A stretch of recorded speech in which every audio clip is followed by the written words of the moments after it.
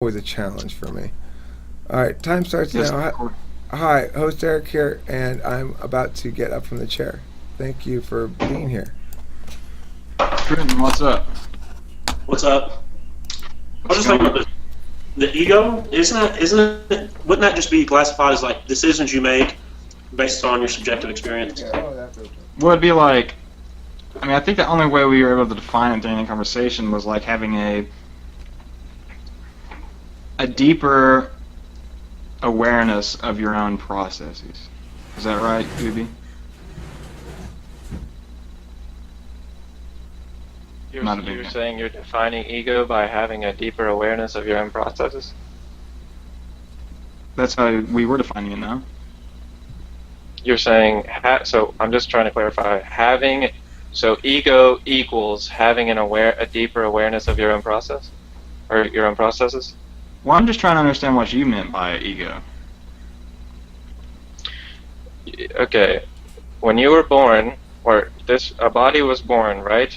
And as you grew, your parents, people around you started to tell you a name. And then you identify with that name. This is how I'm known. I am called this. Okay. Then you have experiences as you go through life. And through those experiences, you have all kinds of such complex reactions to experiences. You gain certain knowledge. And yeah, another great example is you create memories. So you have memories of experiences. And you say, these are my memories. These are I am this, I am Zachary. I am. But when you were born, you were aware, you were an aware human being, but were you Zachary? Well, self-concept doesn't arrive to like 3 years old or something. Okay, so self-concept can't be you. Because it's something that you gathered, and you will lose it. So how is something that you gathered, like this body, yours? Because it's not you're going to lose it. Everything, the self-concept, the body, you're going to lose it all. But essentially, giving me a name, I don't identify with the name Trent. It's a simpler way for people to basically know who I am and get a hold of me in a situation where they need to get a hold of me. I don't have any significance. There's nothing wrong with that. Of course, you have to operate in the world. Let's say someone had a car accident and just fucked their shit up, right? And they had no longer any memory of their subjective experience of their life at all. With that, I would still be able to identify with the name Trent, simply because it is the most convenient way for somebody to get a hold of me or speak to me. That is the essential purpose of a name. It doesn't hold any greater purpose. Yeah, but that's fine. So, but that's fine. So you were saying if someone gets in a car wreck and it destroys destroys their memories, everything, right? Okay. Is that so? Who are you looking at then? Who are you talking to? Who are you looking at that point? You are looking at the same human being who was just in a car accident. Yes, but yes, but the whole concept that they had of themselves is gone. Yet the body is still there. The mechanics are still going. What does it matter?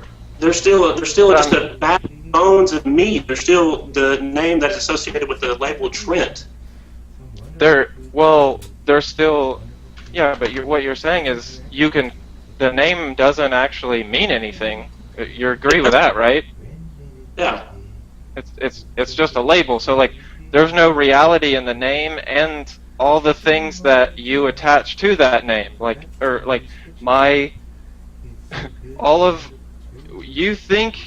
think we are the doer of our actions. You think just because you say you are this concept of I, you do something, that doesn't make it true just because you believe it. Just because, so let's say the Big Bang, right? The Big Bang happened. Let's start way back. Big Bang happened. All these processes are happening, and a human being is just a part of that process. So and now in that process, you were born, a body came out, the matter came together. it's staying organized for a whole lifelong set of experiences. And then inside of that process, a concept of identity grew out of that process and thinks itself separate from the process. Like it thinks it's an actual entity separate from the total process.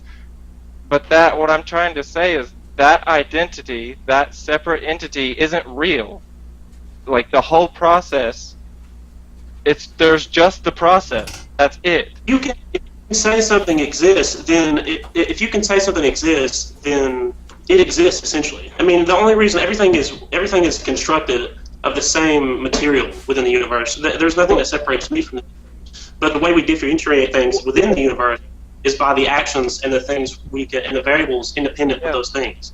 So the things my conscious mind and the subjective experiences that I've had can be labeled as such because they are different from the variables and the different inner machinations of all the other things within the universe. So I can technically classify myself as something completely different from the rest of the universe. But you're still declaring that you're a set of things. Exactly. Yeah. So, okay, but are you? That's all I'm asking. Are you really? Because you're right. I'm a child of Jamie Sharks because I am. I can technically say this. Yes.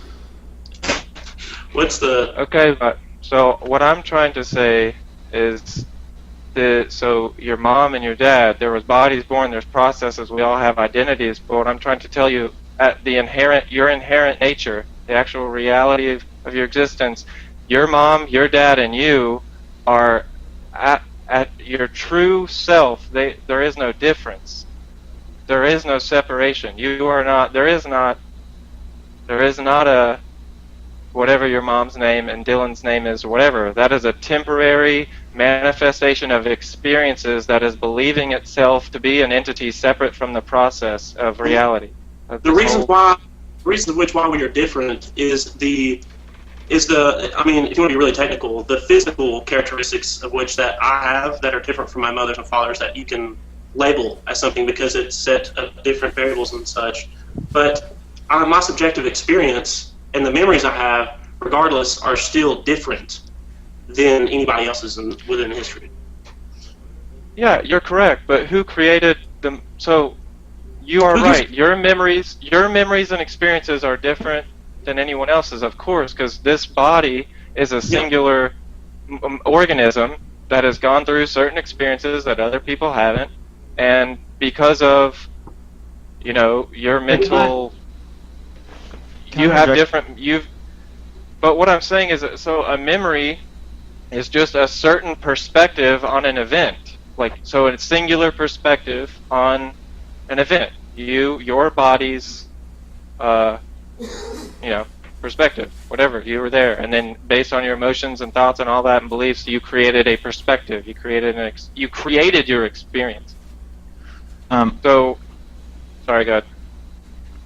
I mean, finish your thought first, and then I'll. Unless you're complete, and then I'll give some of my thoughts. What I'm trying to say is the thing that is observing all the processes happening, all the states, the memories, and all that. It doesn't have any metaphysical substance. Is what you're saying? Like your metacognition, your awareness of your own processes, memories, things like that. That isn't necessarily evident of some sort of deeper spirit or soul, right? Yeah, I'm trying to understand what you're saying. I mean, I don't know if that's exactly what I was saying. You're saying that you're defining the ego or the self as the awareness of your life experiences, your mental processes, your identity as a person. That's what you're defining as the ego, and that your idea as an individual. Yes. Okay. Now here are my response to that. While that may be true, and I also reject the idea of some sort of soul, that doesn't necessarily imply to me that I am another person. And here's why. So you said you had an interest in physics, right? Okay, are you aware of the fractional quantum Hall effect? So basically, there was this. It was a Nobel Prize in physics was awarded to this guy named Robert Laughlin, Horst Stormer, and Daniel Sawai, and they discovered like the fractional quantum Hall effect. I'm not some sort of quantum physicist, and I can't explain it properly. But I read the lecture, and I tried to follow as much as possible. I did this a while back, and this is why I'm bringing it up, where he talks about how the first thing he does when he gets new students, and these are like graduate students and everything, is he tries to get them to deduce superfluidity from basic principles. And of course, it's impossible because it's an emergent phenomenon, right? So it's a low energy collective effect of huge numbers of particles, and it cannot be deduced from like microscopic equations of motion in a rigorous way, such as like basic principles of qualities. But that doesn't necessarily mean it isn't true. Now, there's two propositions we both know that can be true. Every event in the world happens has a fundamental physical description and a fundamental physical explanation. But some facts about the world do not have a fundamental physical explanation, but they have a higher level explanation, meaning that explanation is inherited by a higher principle. And the laws of those basic principles are inherited and is controlled by that, such as superfluidity. Are you following me? Yep. The reason both propositions are both true is because if the higher level explanation is still dependent on principles governing the relations between the basic particles, then it still can manifest, such as superfluidity. So what that means is that just because a phenomenon is emergent doesn't necessarily mean it doesn't govern any higher control or direction governing principles of its basic constituents. And that would be equivalent to consciousness to me. And because of that, it is perfectly acceptable to identify someone's basic phenomena as a person based on expressions they have and their subjective experience. And I would differentiate, I do agree that through gaining a higher awareness of yourself, it does lead you to different conclusions, but I don't accept that it makes you equivalent to everyone else. In fact, I think it makes you fundamentally different from people, because once you're able to actualize on your own identity and your own being, you then realize that there are higher principles that can govern us, and connecting to that is where the true transcendent spiritual experience comes in. In fact, I would recommend there's a book by Julius Evola. Have you had transcendental spiritual experiences without the use of drugs or anything like that? Do you know what a transcendental spiritual experience is, or is that a concept in your mind that you imagine? I've engaged in astral projection when I was younger. There's a book by Robert Bruce called Astrodynamics. That's what I used to tell me to achieve that. But back to what I was saying. You still had a form that you identified with in that state. Yes? It was more like a split form. It wasn't like a like I wouldn't identify as my body, and I think any concept of my body still manifests itself only because I had an awareness that was the only awareness I had, only made a connection I still had. I don't think those experiences are necessarily evident of a transcendent level. In fact, I think this reality is the only reality that can exist, and I think that any sort of transcendental experiences or spiritual experiences are only different interpretations and different visions of that same experience.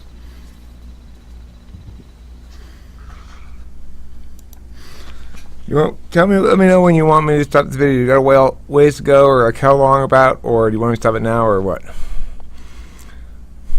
I mean, for the sake of time, and you're getting good views and stuff. All right, sounds good to me. Thank you for our sacrifice, people.